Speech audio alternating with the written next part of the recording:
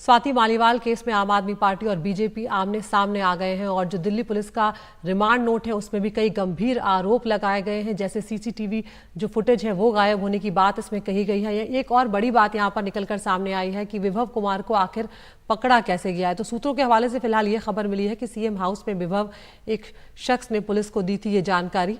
Delhi police तत्काल उस वक्त सक्रिय हुई और उसके बाद उत्तरी दिल्ली पुलिस जो है उसकी स्पेशल स्टाफ जो है वो फौरन सीएम हाउस वो लोग पहुंचते हैं। एक महिला आईपीएस, एडीसीपी, सिविल लाइंस और एसएचओ उनके साथ पहुंचे। खुद ही अपने रूम से विभव कुमार जो है उसके बाद वो बाहर आए और उसके बाद उन्हें पकड़ लिया गया। तो विभव कुमार को लेकर जानकारी दी गई थी और राघव चड्ढा, संजीव झा की मौजूदगी में पुलिस ने ये कार्रवाई की है, ये भी जानकारी निकलकर सामने आई है। और एसएचओ जो हैं वो विभव कुमार को पिछले गेट से लेकर बाहर निकले हैं। तो कई जानकारियां यहाँ पर सामने आ रही हैं।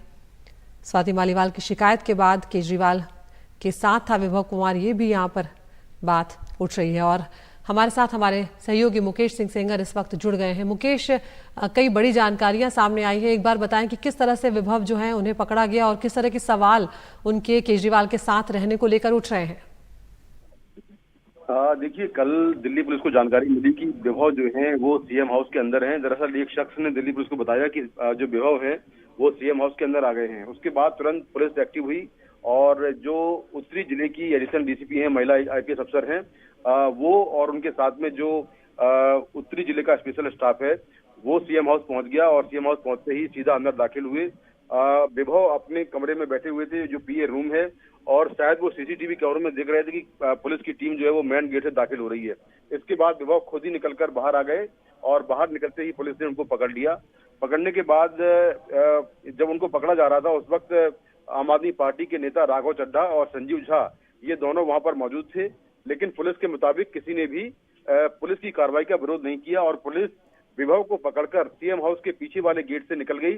जबकि जो पुलिस की दूसरी टीम थी वो मेन गेट के बगल वाला जो गेट था वहां से भागते हुए निकली और सीधा सिविल लाइंस थाने पहुंची।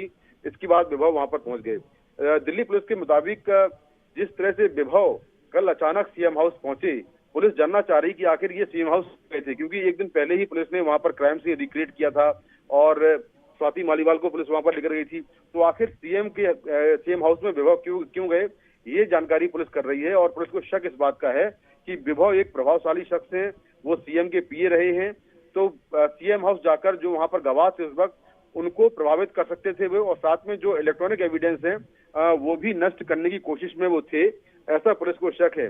क्योंकि जो पुलिस को अभी सीसीटीवी फुटेज मिला है उसमें घटना के वक्त का फुटेज जो है वो गायब है, वो फुटेज नहीं है।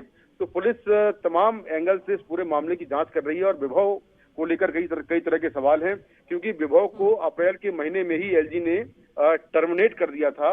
उसके बाद पुलिस ने कल कोर्ट में कहा कि किस हैसियत से वो सीएम हाउस के अंदर थे और कैसे वो सीएम हाउस में पीए के तौर पर काम कर रहे थे। तो इसको लेकर बड़े सवाल हैं, इसको लेकर भी जांच की जा रही है। शुक्रिया मुकेश, आपके पास हम आते रहेंगे। तो आखिर उस घटनाक्रम जिसका आरोप स्वाति मालीवाल ने लगाया उसके बाद विभव कुमार सीएम हाउस में क्यों पहुंचे, ये एक बड़ा सवाल यहां पर उठ रहा है और इसी के चलते पुलिस जो है गंभीर आरोप उन पर लगा रही है।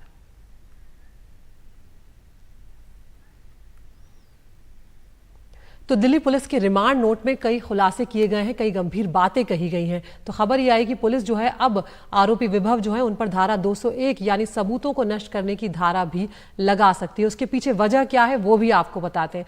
दिल्ली पुलिस का जो रिमांड नोट है उसमें यह कहा गया कि घटना के समय का जो सीसीटीवी है वो गायब है।